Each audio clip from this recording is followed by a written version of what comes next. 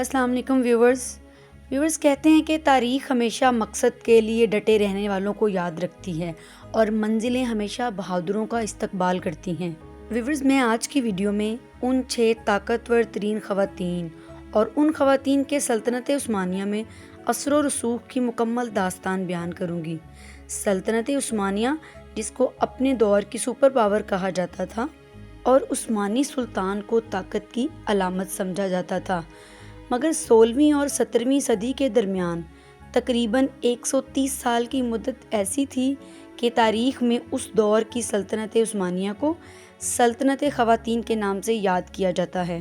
اس عرصے میں سلطنت عثمانیہ کی شاہی خواتین نے ریاستی معاملات میں عثمانی سلطانوں سے بالاتر غیر معمولی سیاسی اثر و رسوخ حاصل کر لیا تھا، اور سلطنت عثمانیہ پر در حقیقت خواتین کی حکومت قائم ہو گئی۔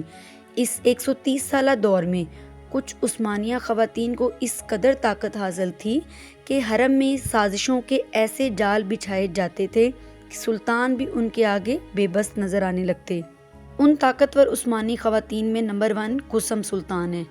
ویورز، ماہ پیکر قسم سلطان سلطنت عثمانیہ کی ملکہ اور والدہ سلطان تھیں۔ قسم سلطان عثمانی تاریخ کی طاقتور اور با اقتدار خواتین میں سے ایک تھیں۔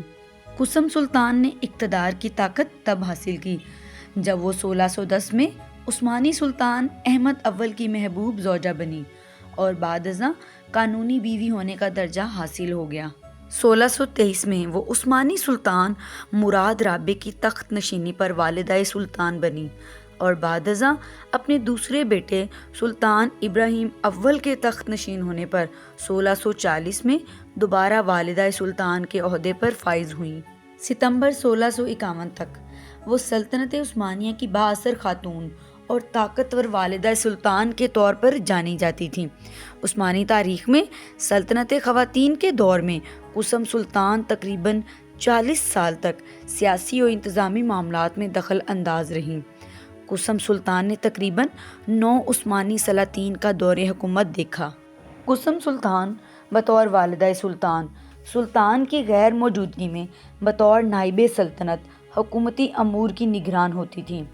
قسم سلطان کے بہترین کاموں میں سے ایک یہ ہے کہ انہوں نے مصطفیٰ اول کو سلطان احمد اول کے ہاتھوں سے محفوظ رکھا، کیونکہ عثمانی خاندان میں یہ رسم تھی کہ سلطان تخت نشینی کے وقت اپنے بھائیوں کو قتل کروا دیتا تھا تاکہ کوئی تخت کا دعوے دار باقی نہ رہے، اور یہ متنازع رسم انتہائی خطرناک حد تک پھیل چکی تھی۔ اس رسم کے خاتمے میں قسم سلطان کا اہم ترین کردار رہا۔ نمبر 2، حورم سلطان۔ ویورز، حورم سلطان یا حریم سلطان، جن کا شادی سے پہلا نام روکسیلانا تھا، سلطان سلیمان اعظم کی بیوی اور ملکہ، اور شہزادہ محمد، مہر ماں سلطان، شہزادہ عبداللہ، سلیم دوم، شہزادہ بایزید اور شہزادہ جہانگیر کی والدہ تھی۔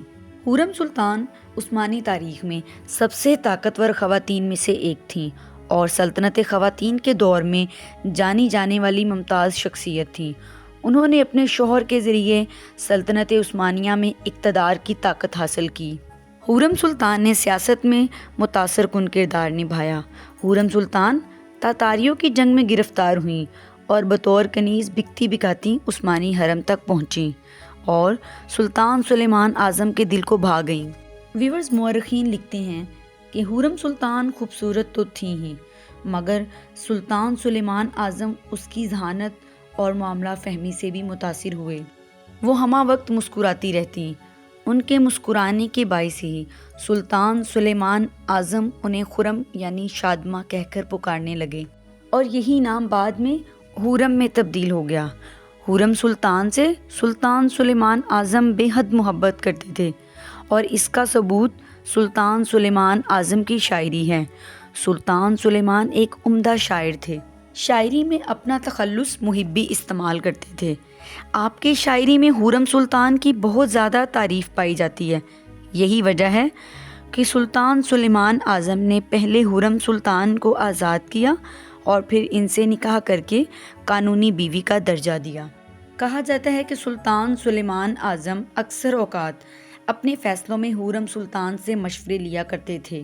اور حورم سلطان کی شخصیت کو یورپی مورخین نے ایک متنازع ملکہ کے طور پر پیش کیا، جس نے اپنے بیٹے سلیم کو تخت نشین کروانے کے لیے شہزادہ مصطفیٰ کا قتل اور اپنے داماد رستم پاشا کو وزیر بنانے کے لیے ابراہیم پاشا کا قتل حورم سلطان کی سازشوں کا نتیجہ قرار دیا جاتا ہے۔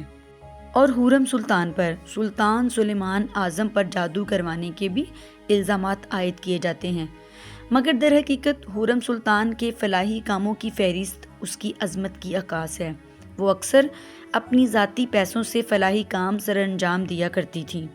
حورم سلطان 15 اپریل 1558 میں وفات پا گئیں۔ آپ اگر سلطان سلیم دوم کے سلطان بننے تک زندہ رہتی تو بے شک ایک طاقتور والدہ سلطان ہوتی، مگر آپ نے ایک نئی رسم شروع کروا دی کہ سلاطین اپنی کنیزوں سے بھی شادی کرنے لگے۔ حورم سلطان کے بعد سلطنت عثمانیہ میں خواتین کا عمل دخل منظم طریقے سے شروع ہو گیا، لہٰذا حورم سلطان بعد میں آنے والی تمام خواتین کے لیے رول ماڈل بن گئیں۔ کہا جاتا ہے کہ حورم سلطان کی انگوٹھی ان کی وفات کے بعد نسل در نسل چلتی رہی۔ نمبر 3، مہر ماں سلطان۔ ویورز، مہر ماں سلطان، جس کا معنی سورج اور چاند یا چاند کی روشنی کے ہیں، سلطان سلیمان اعظم اور ملکہ حورم کی بیٹی تھی۔ 16ویں صدی میں پہلی بار مہر ماں سلطان کو خانم سلطان کا لقب ملا، جو اس زمانے میں کسی اور کو نہ مل سکا۔ وہ سلطنت عثمانیہ کی تاریخ میں سب سے طاقتور ترین خواتین میں سے ایک تھیں اور سلطنت خواتین کے طور پر جانی جانے والی ایک ممتاز شخصیت تھی۔ مہر ماں سلطان نے اپنے بھائی کے ذریعے سلطنت عثمانیہ میں اقتدار کی طاقت حاصل کی اور سیاست میں متاثر کن کردار نبھایا۔ آپ نے نور بانو سلطان کے ساتھ مل کر اقتدار میں متاثر کن کردار نبھایا۔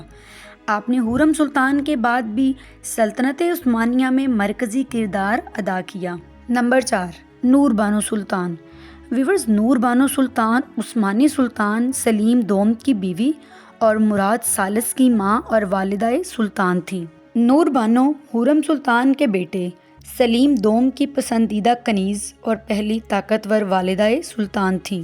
نور بانو کا پیدائشی نام سیسیلیا تھا۔ وہ وینس کے 2 اعلیٰ خاندانوں کے ارکان کی بغیر شادی کی اولاد تھیں۔ نور بانو سلطان عثمانی ایڈمرل خیر الدین پاشا باربروسا کے قبضے میں آنے کے بعد 12 سال کی عمر میں غلام کی حیثیت سے شاہی حرم کا حصہ بنی تھی۔